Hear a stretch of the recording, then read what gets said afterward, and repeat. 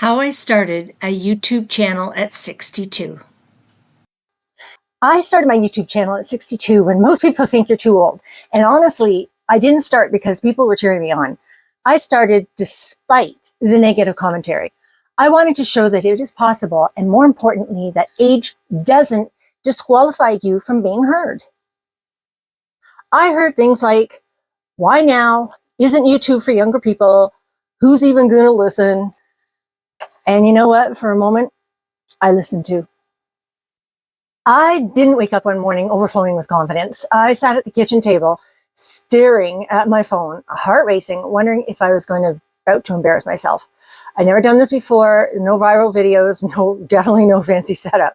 Just a woman in her 60s, a lifetime of experience, and a quiet feeling that something still mattered. The real turning point. I asked myself something that stopped me in my tracks. What if the very thing that people say makes you too old is actually what makes you the most valuable? This question changed my mindset. And instead of asking, am I too old? I started asking, who might need to hear this? Because by 62, you're not guessing anymore. You know, you've lived, you've loved, you've lost, you've rebuilt. I've lived, I've loved, I've lost big time, and I've rebuilt. And what you have learned actually matters. Where there's a few things that has shaped my opinions and my life experience. And probably one of the biggest things was when I was 36, I was diagnosed with locally advanced breast cancer. I went through rounds of chemo, surgery, and a maximum lifetime of radiation. And so I thought I was done. And then it came back when I was 47.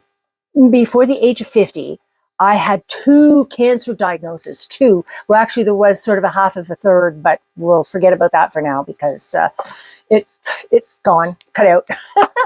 I remember sitting in that quiet medical office, the hum of fluorescent lights, and the doctor's voice soft but serious.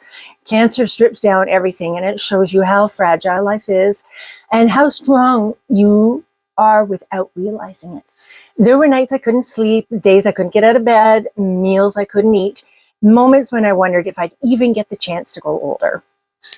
And I did. Fearless. That's a no. Not exactly.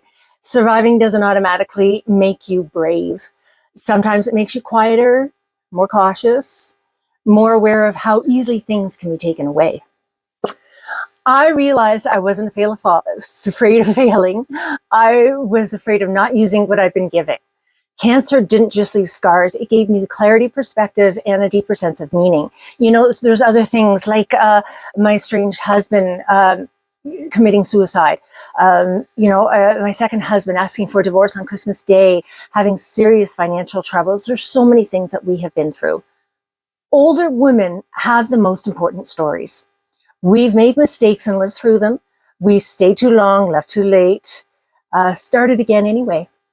We know what regret feels like, and we know what courage looks like, even when our knees are shaking. If someone is watching and thinking, I still have dreams, but I'm scared to start, I see you waiting for confidence or permission.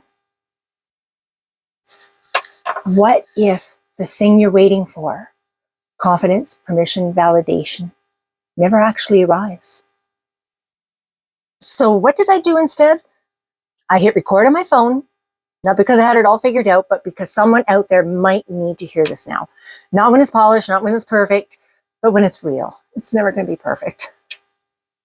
For me, this channel it's not about proving anything. It's about reminding you that your age is not a limitation. Your experience is your superpower. Your voice right now has value. If I had waited until I felt ready, I'd still be waiting. Instead, I choose forward. Stay here a while. Subscribe if you like more conversations like this. Tell me in the comments what touched you most about my journey and the stories behind the story.